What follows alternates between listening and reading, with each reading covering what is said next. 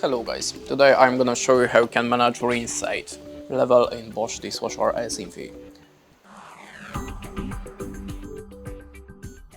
So in the first step, turn on your device and hold the setup button for 3 seconds to open the settings menu. After that, click on the setup button and go to the R. As you can see, in the default mode we have a R05. Now just tap on the start button to manage the level of the rinsate. The R00 means it's a turn it off. The level number 1, it's lowest dosage of the rinsate, and of course the number 6, it's a maximum rinsate.